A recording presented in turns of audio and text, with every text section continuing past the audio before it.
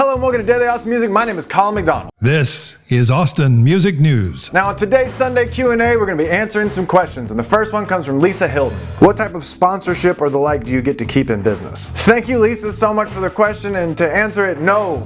There is no sponsorship. I have no funding, no backing, no team. It's just me.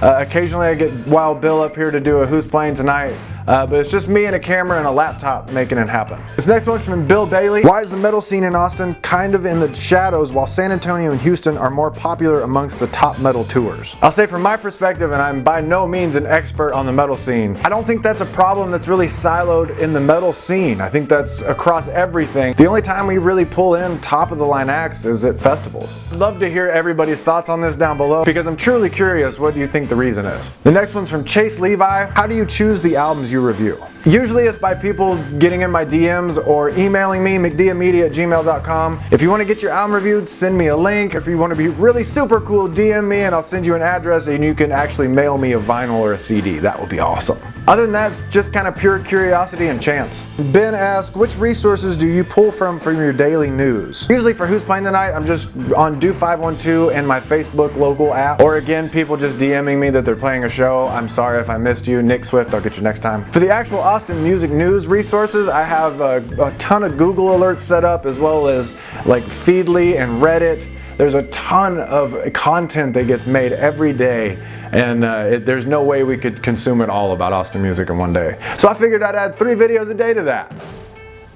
But in reality, very little of the content about Austin music is in video form that's not just a live performance. So I saw an open market and here I am. The next one's from Randy. He says, what drove you to start Daily Austin Music? The answer to that is kind of simple. Over the last 12 years, I've just been in so many different musician circles, from studio to live bands to corporate events to anything you can imagine. And really, we're all talking about the same things, but nothing's happening. So I figured if I could make a place that people could come and comment and speak their mind, we could actually have these discussions in a larger forum and know that we're not alone in these little silos. Austin is extremely segregated, not just in the ways you usually hear about, but also in music. And that all combined with the open lane that I see where there's not much video content being made other than live performance.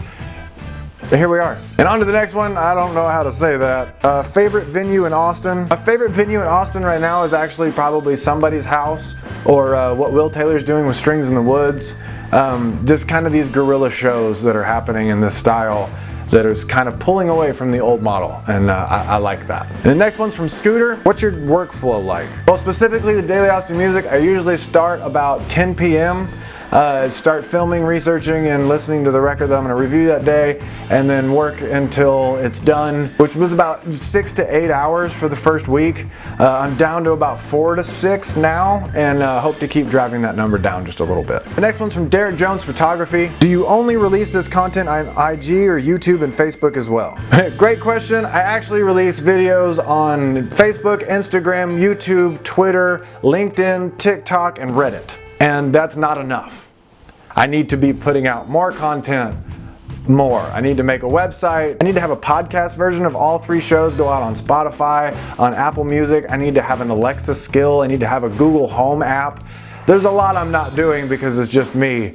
But yeah, I post to 7 social networks right now, looking to be 14 by the end of this month. And the last one is from Raul, and he says, which music organization do you think needs more awareness brought to the services it provides? Thank you, Raul, for the question. It is the most simple question I will answer.